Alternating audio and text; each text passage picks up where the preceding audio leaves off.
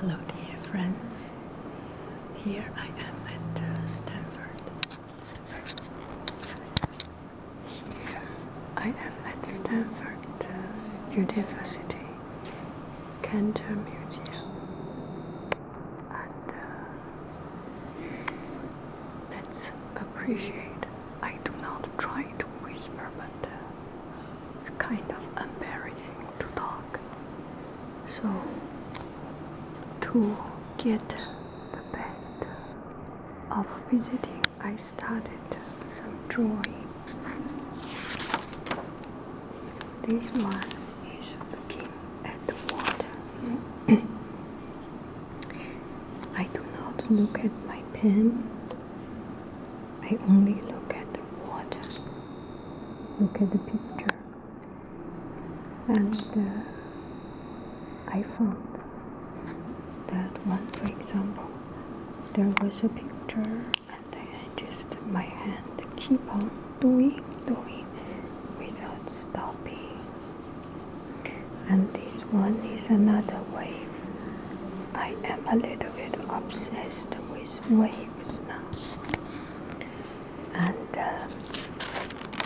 here is another waves, and this one is water. You can see the water.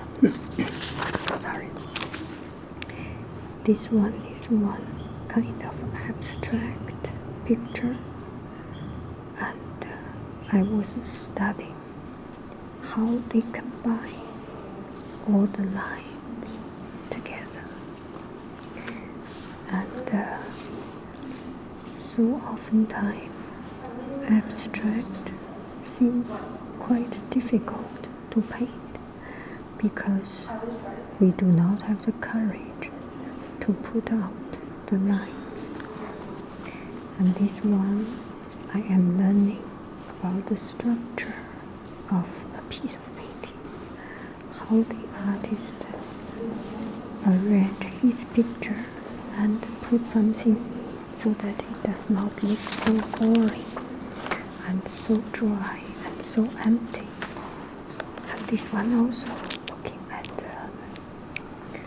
the layout and arrangement of the picture.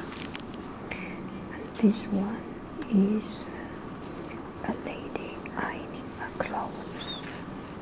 This is the door. This is a wall. Okay. Now let's take a look at this gorgeous, wonderful painting. This kind of art is relatively easy for us to understand and to appreciate.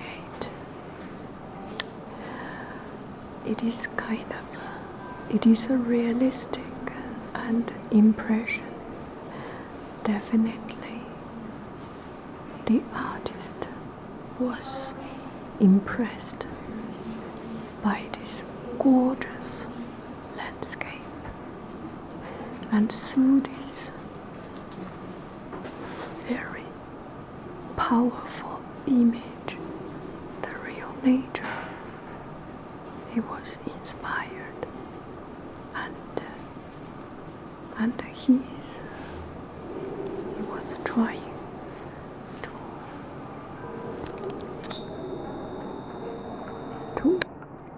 narrate or retell the story of that particular moment and particular feeling. Now I need to change my glasses. So you can see each of these details. You could not see the face because it's so small, but you can envision the face. You can see the light, the sunlight from high above in the sky, some white cloud, and the sun on the tree, The thicker tree has darker color, and the thinner leaves has light on it, and use lighter green and much lighter color. And on the tree trunk, there are some sunlight sneaking in on the tree. Did you see that tree? Here, yes, those are the trees. And there is a highlight here. Yes, here. Here is a highlight because just one thread of sunshine shining on the tree, or maybe that's a campfire. So this kind of painting, you sit here and you get impressed, and you can, in front of this painting, you can put yourself back into what the artist has experienced, and the artist uses a very, very powerful language. This language is beyond photography, because this painting, you can see, you can echo your heart with the artist, and you can,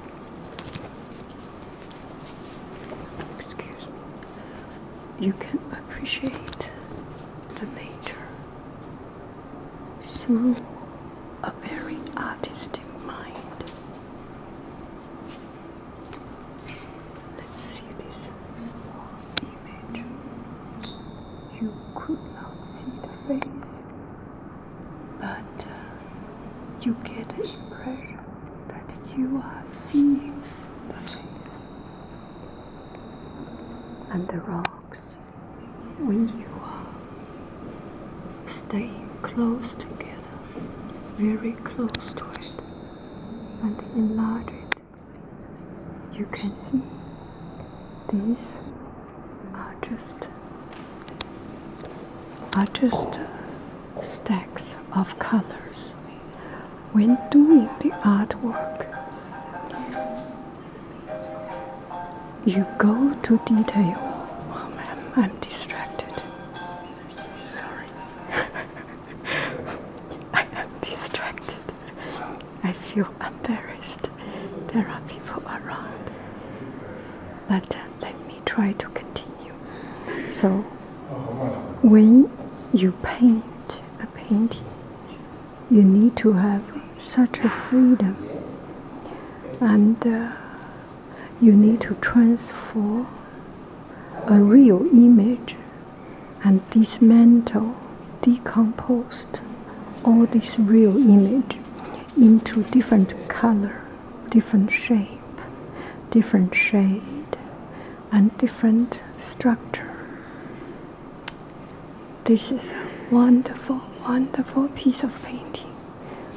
I do not know how famous he is. William Keys, USA.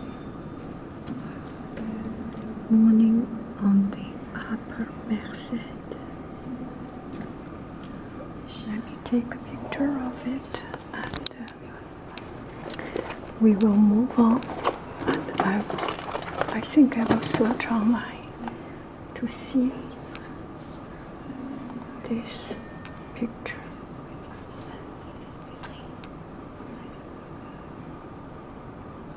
And we will move on to see.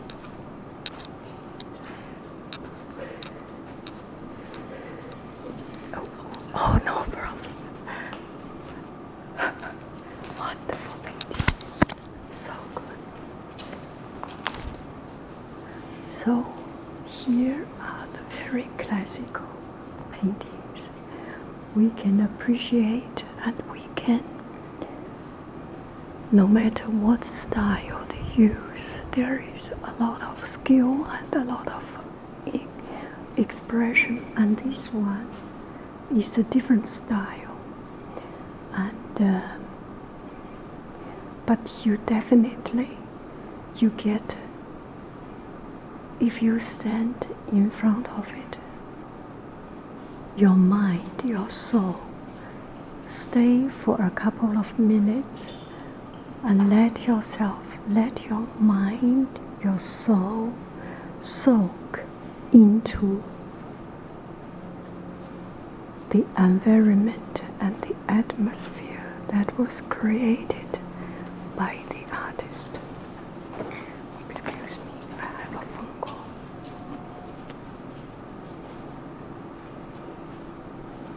One moment. This is embarrassing. This is embarrassing. Very, very embarrassing.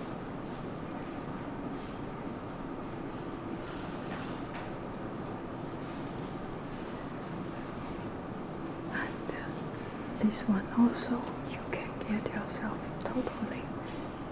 I'm sorry, I'm very sorry. It does not happen often. 你说，宝贝儿。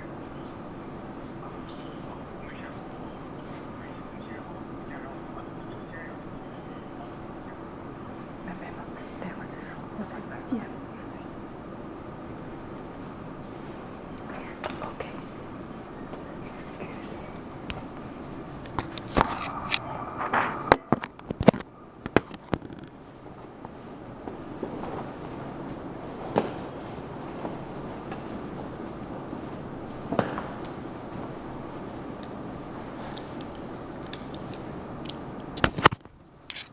So this is one of the pictures you see from afar, and it is not realistic. It is not the same as what we have seen on the Lake Merced or the other painting, but you totally, you can be impressed. You can soak yourself into it, and there is so much you can see, and there is a very, very colorful and powerful and romantic and sentimental language and sensible language that the artist is using. This one also, you get impressed. This is impressionist at its very, very true sense. No matter this is an impressionist master or not, this piece of work is a true reflection of impressionist. It's a true reflection, a true impression in the artist's heart of the nature he is seeing. Now let's move on. We have some other paintings which we start to find it difficult to appreciate. This was the painting this was the painting that I copied. I was just trying to copy how they arrange this, the structure of this painting. I would never think about the background, and I may think it this way. So art is difficult to appreciate because we are not the artist. It is hard to put our mindset into another person's mindset. By chance, he is an artist, but by nature, it's just another person. The person of ourselves. it's not easy to put ourselves, our own man's mindset, into another person's mindset. So it makes it hard to understand and appreciate. So here I have done another drawing of this one. Is just to copy how he arranged this piece of work. I like it because the color is pretty, it's beautiful. There is contrast, there is dark, light, gray. There is everything seems so calm, so peaceful. There is wildness of using this very strong color and totally contrast color. Orange, blue, green, red, yellow, purple. They have used all these contrast color, but all these colors, they just do not came out, pop up like that. There is always a very soft transition. I can feel that this artist, maybe he had a very strong passion at the beginning, but through painting this piece of work, he started taming himself, and he became calming down, and he put very strong color, and then later on he started to blend the color, to soften the color, to find a friend of a particular color, and to find a transition of the color and shape and everything.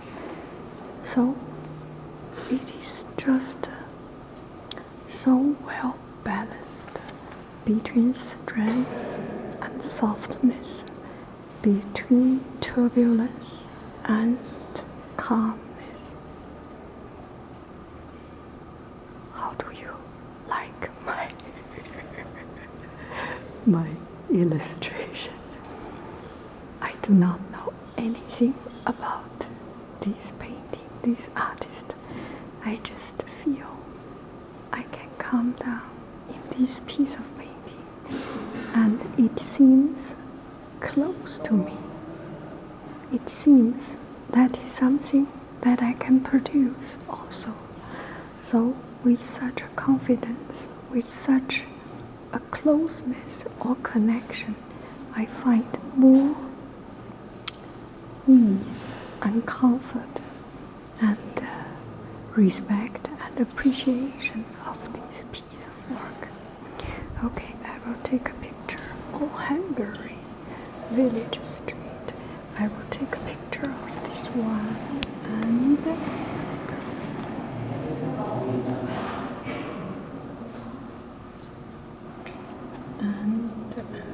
okay, I will do it later.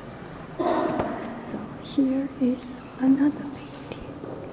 So this painting seems much untamed. I like it because when I am standing there, I can feel the artist. He has his character and he is not trying to tame himself. He just put the color on it and have fun with it and have a roll on it, and just very, very expressive. It does not have to be something very political, does not have to be something, a big event. It is mountain, it is a bridge, it is a mountain road. There are some trees and leaves, but it definitely can use all this subject matter which has no life and put life onto the painting and give this painting his own life. That is the soul and heart that the artist implanted into this painting. I will post this picture on my website, on my Facebook, so don't worry, I will link them. So here is another painting. So I kind of started from this piece of painting to start to do my doodling and sketching. It's an abstract painting. La rigole. La rigole is it rigolo is funny, interesting, joking, kidding, this kind of meaning as far as I know in French. So when we do abstract painting, the starting point is the most difficult. So in the classroom, sometimes the students could not start, and even myself, I could not get started. So I put a piece of paper and I say to the students, put a dot on this painting. I will start from this dot. Or he put a line, or he put a piece of a color, whatever color, whatever dot, or whatever place. You need something to get started, and it takes a lot of courage for you to get started. And so this one, I was guessing, this one must be a little bridge and some house. You can see this seems a bridge, and the stand of the bridge, and some boat. There's no boat, I didn't see boat. A tree, a cloud, sun, trees. That might be houses. And yeah, that looks very much like a house. So he was having fun, and he put all these elements into it, and then just the elements. And then I think he decided, why should I go to the detail?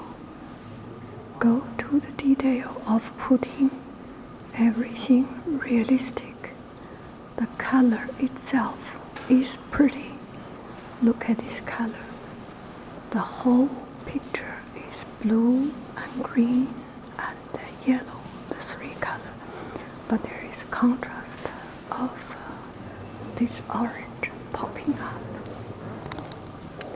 My camera is in a setting that does not reflect so much of the color. Please excuse me. So you can see this orange is actually very, very, very bright, and this camera did not reflect that brightness.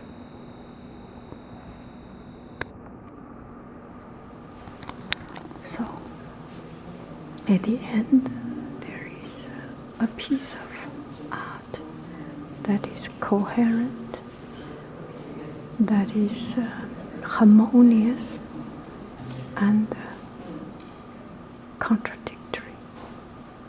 There is this very soft color, very hard color, very harsh shape, and very soft, rounded shape. Everything put together in this very joyful, playful, and fun way.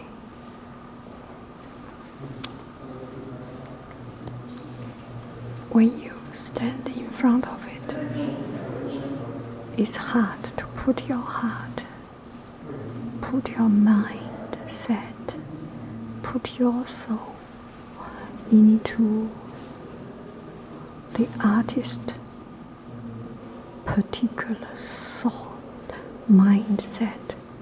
It is hard. Actually, what I have explained, illustrated, may be totally different from what the artist was trying to say. But that is not important.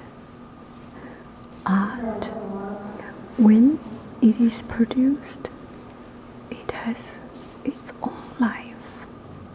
And this life, each person, each viewer has the right to view it and to give it a new life. So,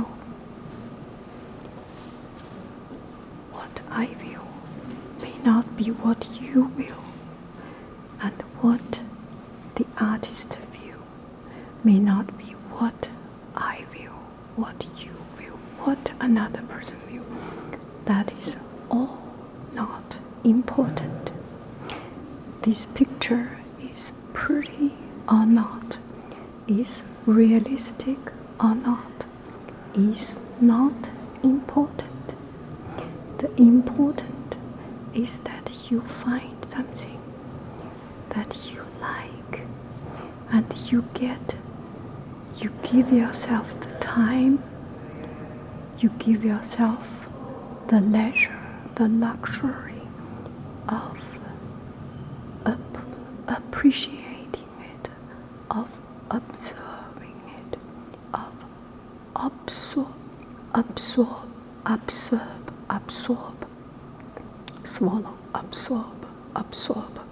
absorbing it, and be part of it, and also grow out of it.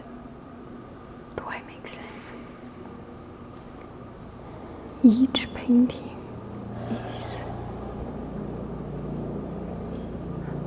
has its own life, and this one is Edward Hopper. It's a very famous artist. It is all your choice that which one inspires you.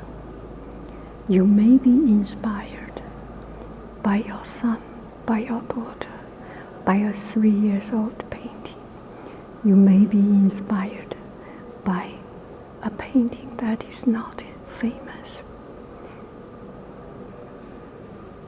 Art does not have a price tag. Art does not have a price tag. Famous artists may not inspire you as much as a not so famous artist. It is your heart, it is your soul. This is just a piece of painting, just a piece of paper. Through this piece of paper, you echoing what is inside your heart, your soul. That is all that matters.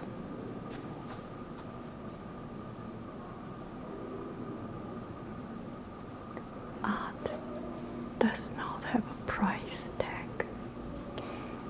When you understand this, your trip to museum will be so much more fruitful and enjoyable,